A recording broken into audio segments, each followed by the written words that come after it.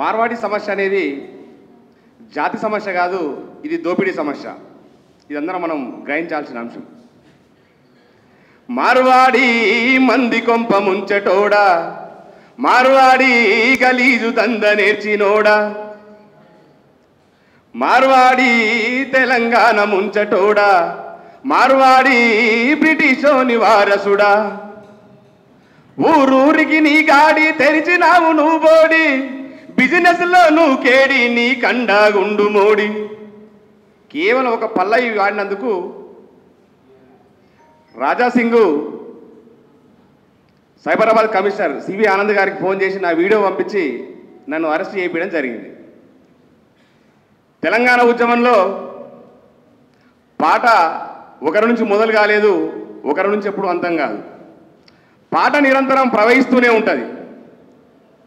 తెలంగాణలో పాట ఏ ఉద్యమం ఏ పోరాటం ఎక్కడొచ్చినా కానీ ఆ రూపాంతరంలో భాగంగా పాట నిరంతరం ప్రవహిస్తూనే ఉంటుంది.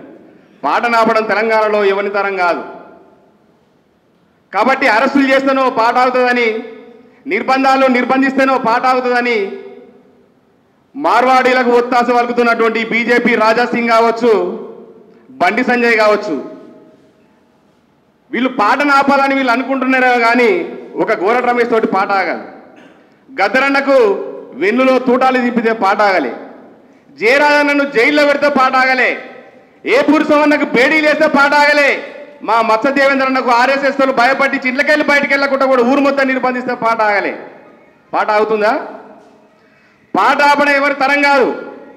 మార్వాడి సమస్య అనేది దోపిడీ సమస్య.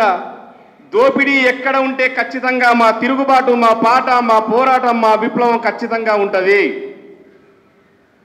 పాట ఆపడం ఎవరి తరం కాదు.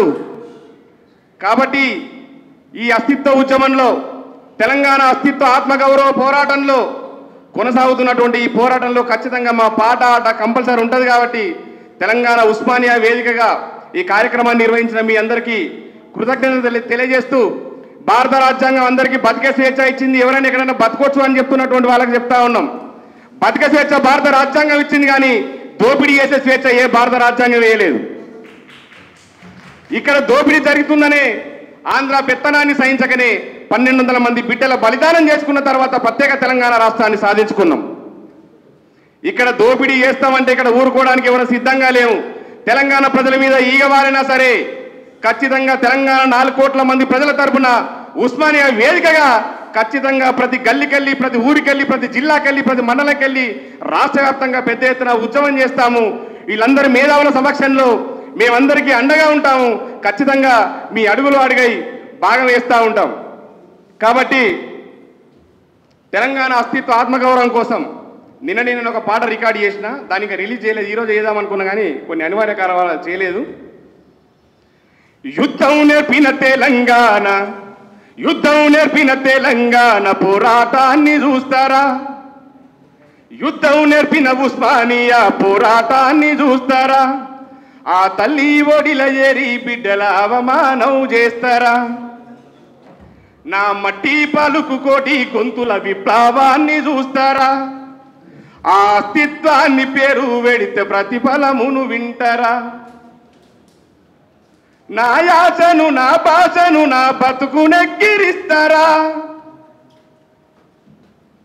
మా సంస్కృతిని శ్రమ వృత్తుల చేతులు విరిచేస్తారా. అరే యుద్ధం, అరే యుద్ధం, యుద్ధం పుట్టిన ఒరర యుద్ధం నేర్పిన ఉస్మానియా పోరాటాన్ని చూస్తారా, ఆ తల్లి ఒడిల చేరి బిడ్డల అవమానం చేస్తారా, కన్నా బిడ్డల దానమిచ్చి తెచ్చుకున్న రాష్ట్రము, అమరులైన ఇండ్లలోన అందనిది శోకము, కన్నా బిడ్డల దానమిచ్చి తెచ్చుకున్న రాష్ట్రము, అమరులైన ఇండ్లలోన ఆగనిది శోకము, ఆకలి మంటలతో నగతం గడిచెను తెలంగాణము, ఆకలి మంటలతో నగతం గడిచెను తెలంగాణము, పొడిచ పొద్దు మీద ఉట్టి గతారన్న గానము, మా చరిత్రేమి తెలువకుండా అజ్ఞానపు మాటలు, నిజము తెలుసుకొని కదిలినారు ఉస్మానియా బిడ్డలు.